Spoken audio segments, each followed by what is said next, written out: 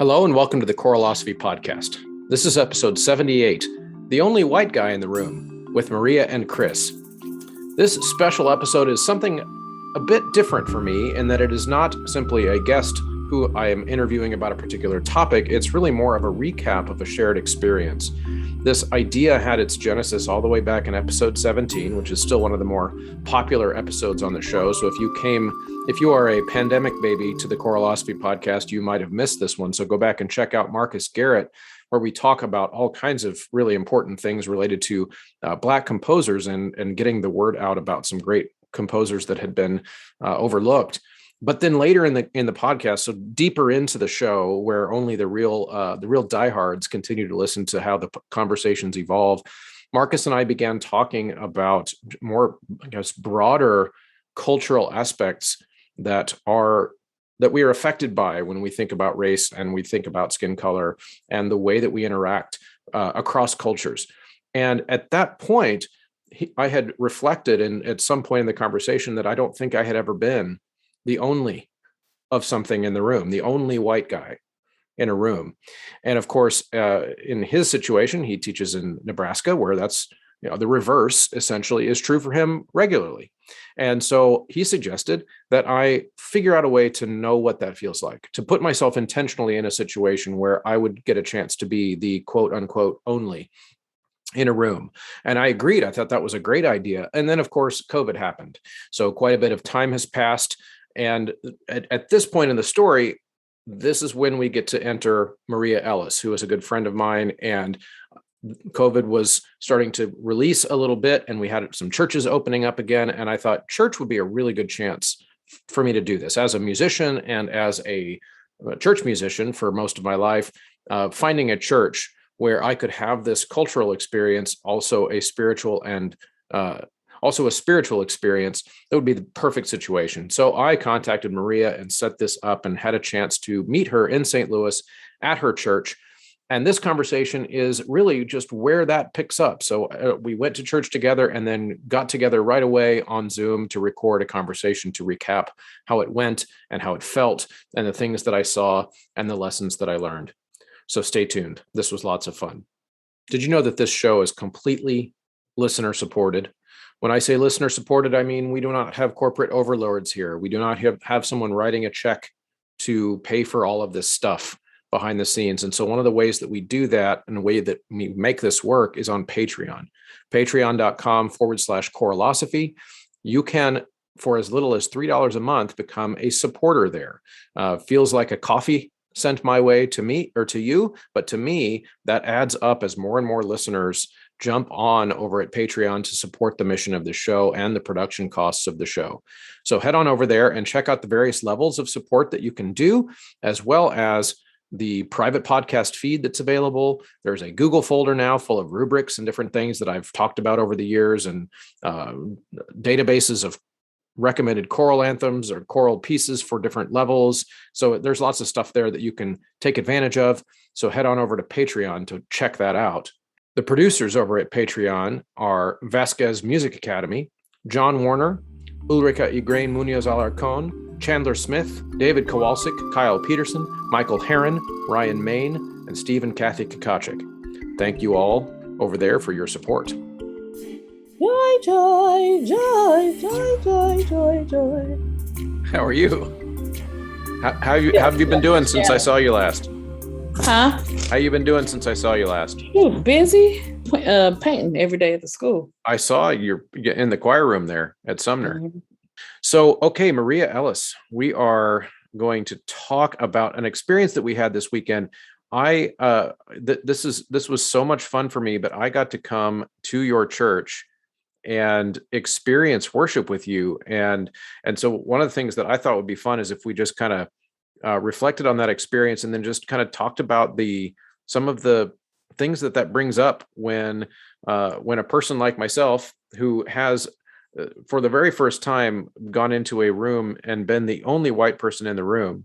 And I think that's a really important experience. And so I would not have been able to choose a better person to do that with than you. So thanks for letting me come to your church.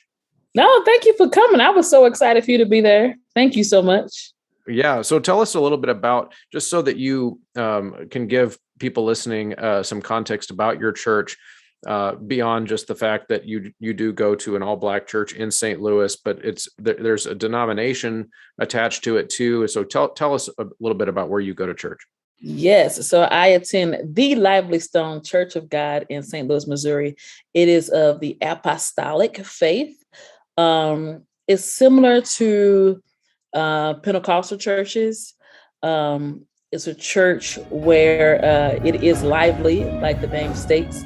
We invite people to stand up and worship and sing along, and if they feel the Spirit moving, to get up and dance and things of that nature. So it's not a quiet church at all. There's constantly somebody expressing their joy throughout the service, whether that's through singing or whether that's talking back to the preacher or things of that nature. It's a church. Lively Stone has been around for almost 90 years. I believe the church is a historical landmark in St. Louis because it's been around for so long. But in a nutshell, that's the church. I serve on the worship team. As one of the singers on the worship team. And when the choir, before COVID, I was one of the choir directors at the church as well.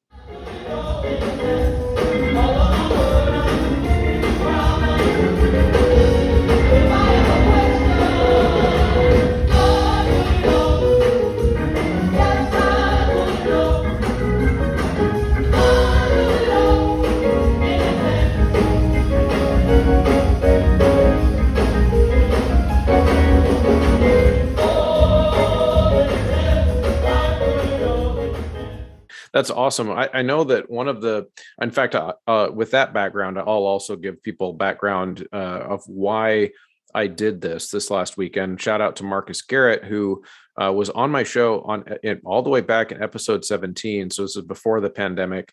And we were actually talking, which I want to get your opinion about this too, but we were talking in that episode about, I had asked him a question about so we go to these conventions, these choir director conventions, and I feel like I see mostly white people, but then there's this group of Black people and they will run at each other from across the room. And I'm like, I'm pretty sure they don't even know each other. Like they're not even from the same state. How does this happen? And how do I get in this club? Like, I want to have like a group of people that runs up to me at a convention too.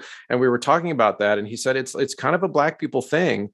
And you wouldn't understand. And then I was talking about a study that I had read about white people going to Beijing and exhibiting some of those same types of behaviors where they will zero in on each other if they're the only two white people in the room. And we had this whole conversation. And in that part of that conversation, he had challenged me. He said, well, have you ever been the only white person in a room? And I said, you know what? Come to think of it, I don't think I ever have. I don't think I ever have had that experience. And so he challenged me right there live on my show to go do this. And then, of course, COVID happened. Anyway, this is the background. And then finally, we were able to put this together. And so to give the audience that background. And so one of the first things that I noticed, in fact, my first cultural mistake, we were texting before I got to church. And you were asking if I was going to bring my kids. And my first cultural mistake was I better not bring my kids, because in white church, I was thinking, at least in a non-apostolic church, I know, my kids won't be perfectly silent for like 90 minutes. And then after I was there for like 10 minutes, I was like, you know what? It would have been okay if they weren't perfectly silent at this church. It's a completely different culture. Yeah, it's a very different experience. When you first came and sat down, there were actually kids in the aisles, dancing and jumping around. And we have babies that talk out and cry and stuff like that, but they just talk. And it's like I said, our church is loud. It's a loud church. So if you're used to a quiet church, Lively Stone is not quiet at all. It is a very, very loud church. So they would have been just fine. Yeah, absolutely. And musically, it's loud too. Like all the music is amplified. It's pumping through the speakers, almost like rock concert level loud. Yeah. And that's, I think that's just the culture of the church. I mean, the music is just as important as the preaching. The music helps drive the service. So it has to be loud. I mean, that's just what it is. It's loud. But it's not deafening loud. Like, it's not the kind of loud you'd be like, oh my God. Oh, no. So it is louder. You can feel it. And if it's not like that, then you know something is wrong in the service, because it should be loud like that. Yeah.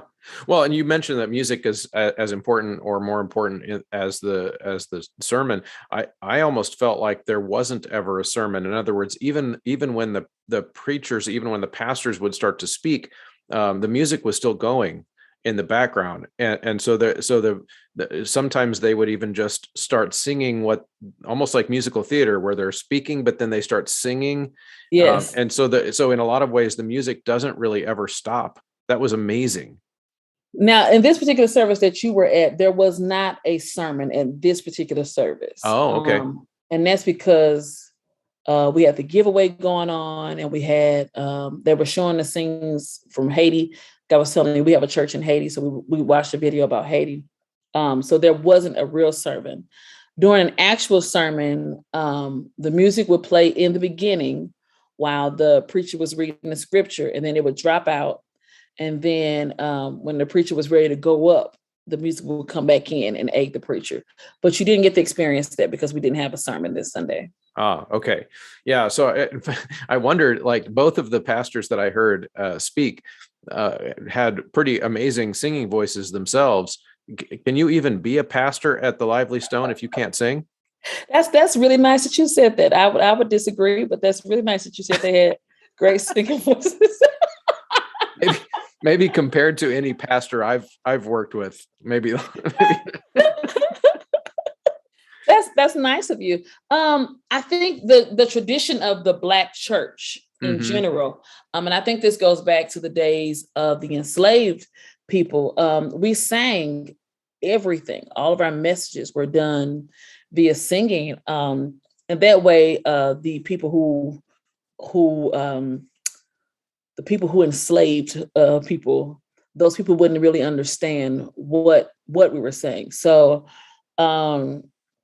if you notice, anything can be sang at the service. You can sing absolutely anything. And even if you had got to hear some of the preaching, some could compare the preaching style to more of a sing-song type of style, where the music is actually aiding into that style as well. But that's just a tradition of the Black church. Yeah.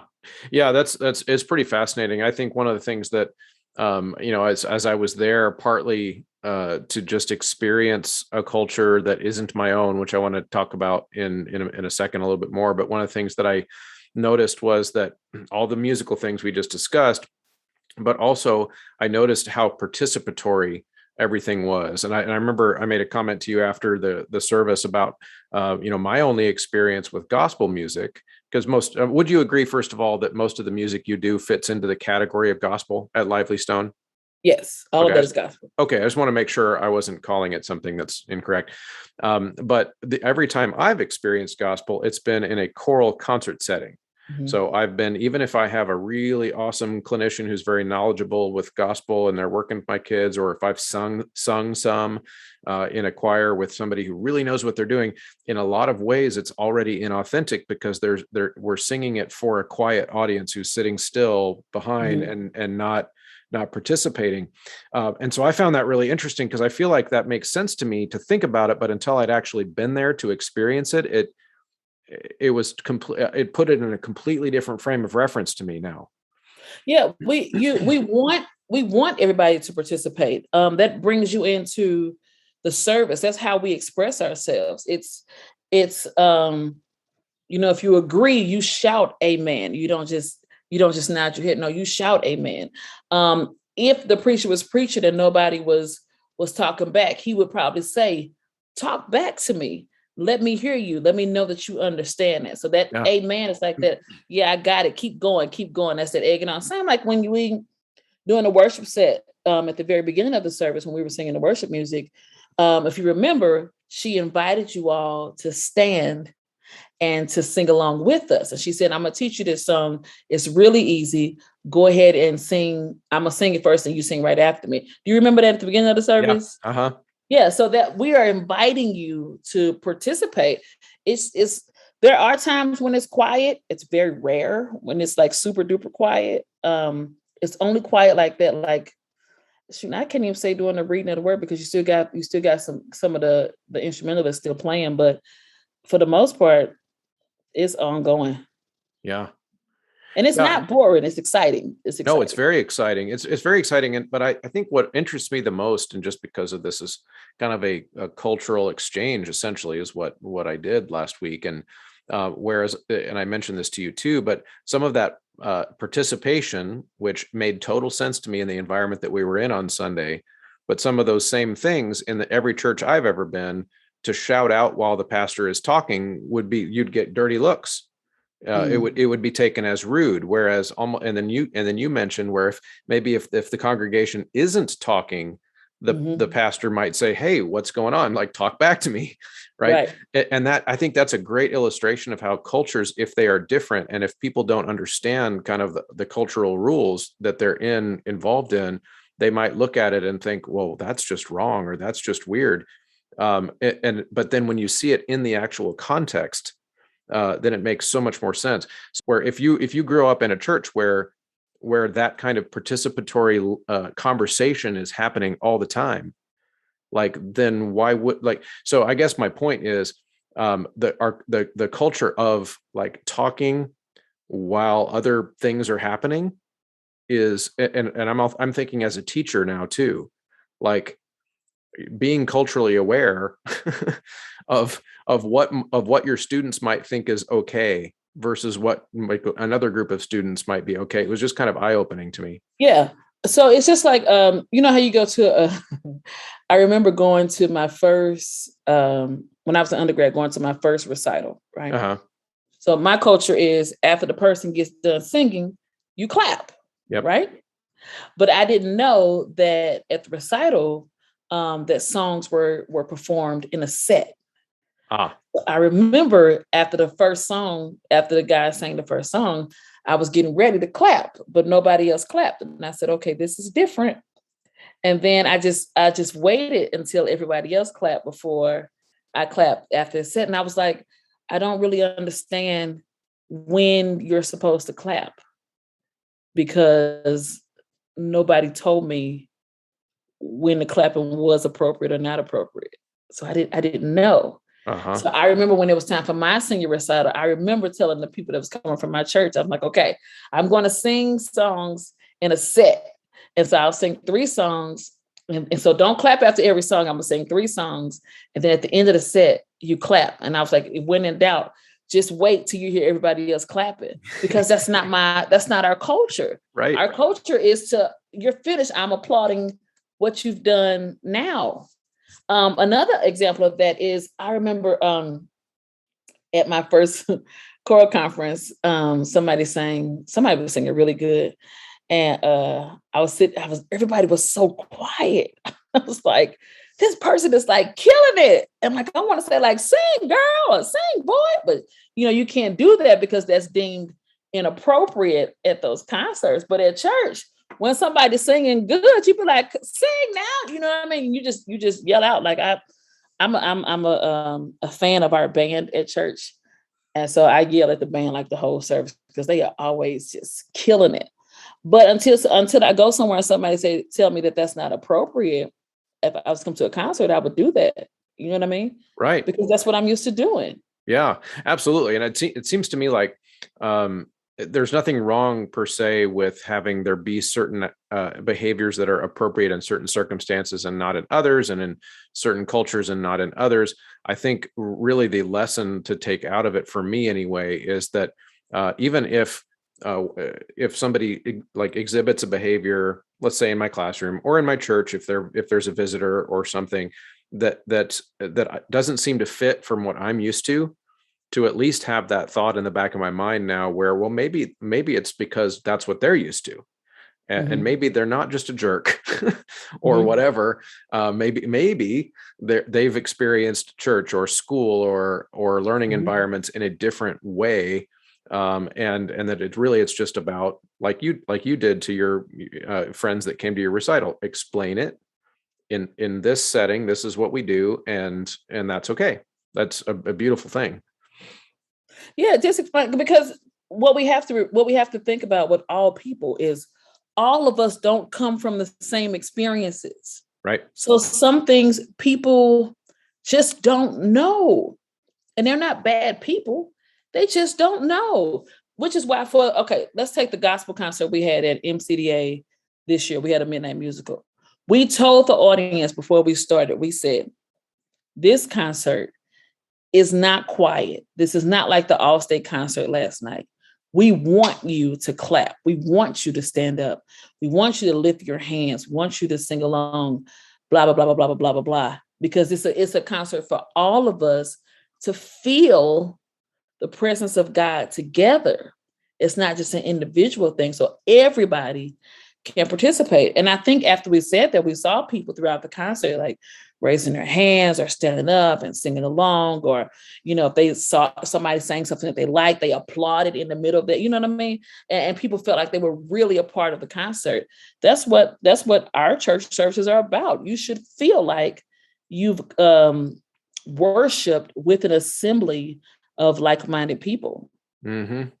Yeah, and one of the things I experienced that at your church on Sunday. I found myself probably for the first time since I was in like high school, because I did a very brief flirtation with singing in a praise band at one of my churches. It's not my thing. I'm a classical musician. I'm proud of it, but that I did do that. So making up harmonies is not something that is in my musical tradition. I did it when I was in that praise band in high school, but I don't really do it. But when I was singing along at your church, I found myself singing with my full voice and just making stuff up as I went along. And that sounds probably normal. You laugh, but for me, that was like, look at me. I'm singing notes that I didn't read. So again, that comes from the tradition of the African-American people back in the days of the enslaved people. When they were singing out in the fields, it was no sheet music. You just found a part that worked. And another thing, and I don't know if you noticed this, we sang several songs. The worship team sang several songs where it was 4 women. We sang soprano, alto, and tenor. All of us sang all the parts. Uh-huh. And so we are trained early on to learn all the different parts or to learn the harmonies that work. So you'll get these beautiful harmonies where people are just singing a note that fits, into the chord. And it's beautiful. It's so beautiful. But that's just part of our traditions, part of our makeup. Yeah, that was a really neat thing for me to experience. I just loved it. It was 90 minutes of church, which is also long for me, but it just flew by. Like because there was action happening all the time and experiences happening all the time. One other thing I wanted to hit with you before we're done though is some of that just I guess the cultural implication of an experience like that. And we had a chance to chat a little bit after church, and so now people can kind of listen into the experience that we had. But it was that I noticed that when I walked in, of course, I could tell that people were like wondering, who's this guy and why is he here? Because they're, just the way people look at you, like immediately I felt like I stuck out like a sore thumb. Everyone was very kind, but one of the things that I kind of knew that I was in for in that experience was feeling the way that a lot of people of color feel in America, because we're 60 to 70% white in this country, depending on how you define white. And so that's many people of color have had that experience. I never had, of just walking in and knowing that everybody might kind of just wonder what your story is and how that might set you on edge. I was talking to the pastor's son. I said, my friend is here. And he said, oh, the white guy. And I said, yeah. He said, oh, he's with you. I said, yeah. I said, he's here. He's one of my choir friends. He was like, oh, okay, he cool. You know what I mean? Right. But because of past, and not just at my church, but in general, past experiences, when you get somebody all white coming in with like cameras and stuff, what are you coming in to film? What is this? What are you doing? Uh-huh. That's why you was getting those looks, not because you were white. Because we do have white people that go to the church. Okay. So it was a camera.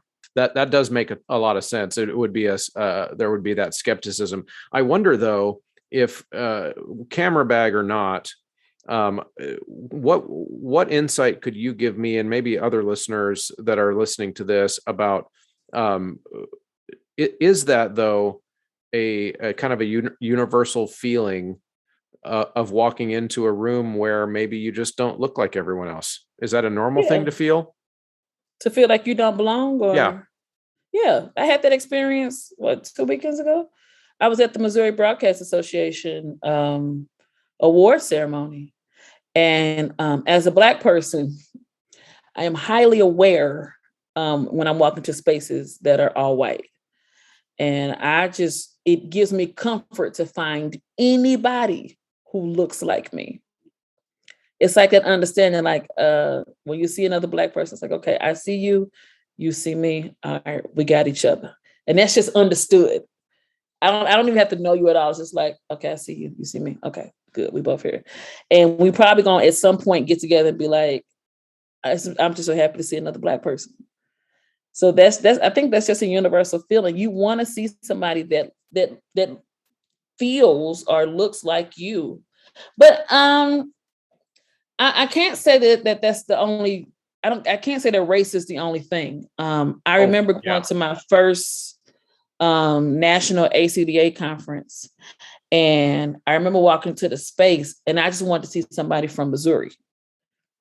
Being Black or being white had nothing to do with it. I wanted to see somebody that I knew. And then that makes me feel better that somebody that I'm not here by myself. So I think it's just a feeling of being by yourself. I don't think color has anything to do with it.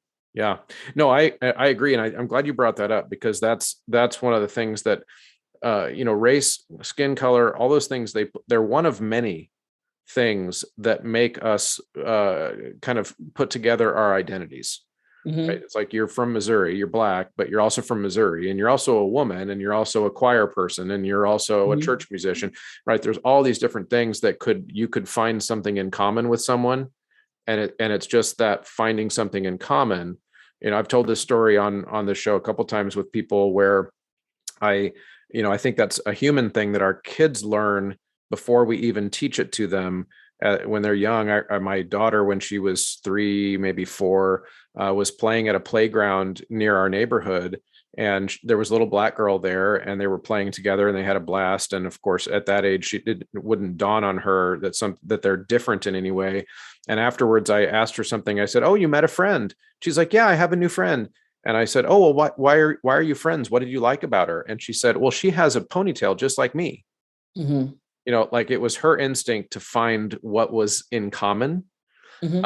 And it was, later on in life, people will teach kids like how to figure out the differences. Yeah. But their instinct is to figure out the similarities, which I think is so awesome. Right. So when my children were little, I was going through UMSL's music program, and I had all kind of people at our house. So white people at the house, Asian people, Black people, whatever. It was all kind of people at the house. And so they grew up being around multi races of people, because I hung around a variety of races. It wasn't just Black people or just white people, blah, blah, blah, blah, blah, until they got older. And then they started experiencing racism on their own. That's when the ideal of racism really started to play a factor in their little lives. But before that, Carrie and Charlie from Kinnison, was it Kinnison Co. or Kinnison Company? Choral Company, yeah. Yeah, Kinnison Choral Company. They're some of my best friends. And so they grew up going out places with them. And like Carrie's kids, their children call me auntie or whatnot. It's not because I don't think they see that I'm Black. I'm just TT Rhea. Yeah. You know what I mean? Right. But somebody later on will tell them, "Oh, she's not your real auntie. She's Black." You know what I mean? Right. So if we stop doing that kind of stuff, we'll be fine. Yeah, no, absolutely. Yeah. The one of the theories, I mentioned this to you and your husband in the car, but last week, but one of my theories, social theories, I guess, is that little type of racism that you just described, it comes out of xenophobia. Like xenophobia is the seed that, if we're not careful, can grow into racism, which is why I think I wanted to have this conversation and this experience this week is not because I feel, don't worry, I don't think I solved racism by going to your church on Sunday, but my point was to demonstrate a model of if there's a culture that you don't know or don't understand, the only way to really get any idea what's going on is you have to be around it. Like we have to experience each other. Like we have to have dinner. We have to go to church. We've got to hang out at Thanksgiving. We've got you got to actually be together, like in community, in order to make those kind of cultural connections, even if it's just a few observations, like I mentioned earlier when we signed on, of things that I just had never really realized, like people had told me, but until I had seen it, I didn't really understand. And so I think the way we get rid of xenophobia in those young kids is exposure. We expose them to cultures that are not their own so that they start to understand them, which I think that's something choir people do really well. I agree. I think choir is one of the best places to to remove a lot of the stigmatism that come with like race and things like that. Because with choir, it doesn't really matter what color you are. You just want to, you just want to make good music. So black, white, whatever, you just want to make good music. So. Yeah, absolutely. Well, thank you, Maria. I just wanted to touch base with you a little bit on this. And I think this was awesome and an awesome experience. And I hope to be able to do it again someday. Yes, we'd love to have you back. Now that they know you. Right. But Chris, before you go, yeah. I want you to make sure that you make it plain that nobody was mean to you while you were there. They all treated you with love, right? Yeah, absolutely. Yeah. So when I was describing my getting looks and stuff, it was not in a bad way at all. It was just like people wondering why I was there, which I wouldn't like, I didn't blame them at all. I would wonder why I was there too. It's because he had a camera, y'all. It's not because of anything else. He had a whole camera. He had a book bag with a camera and a tripod looking like he was from TMZ. That's what it was. No, I mentioned this that on Sunday is I actually felt like people were excited that I was there. Like people were excited that somebody who clearly wasn't from their normal community of churchgoers had come to visit. It like most churches are that way. If there's a visitor there, they're really excited about having a visitor because the people tend to be proud of their church and they want people to see it. Oh, so yeah, absolutely. I was treated very well, very well. Good. I hope that you would come back and bring your family. And then whenever you do come back, like, come on and sing. You could have came up there and sang with me and we would have been just fine. Come sing. We would love to do that. We would love to do that. That would be so much fun. Yay. All right, let's set it up. Yes, because then Beth can come sing too. So come Absolutely. All right. See you, Maria. See ya. Bye. Right.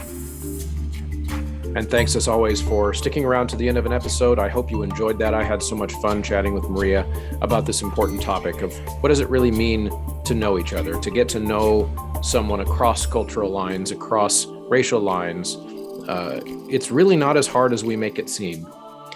People can get to know each other and we can learn to empathize. And as I said to Maria, the purpose of this was not to solve anything or to fix anything about the world's problems.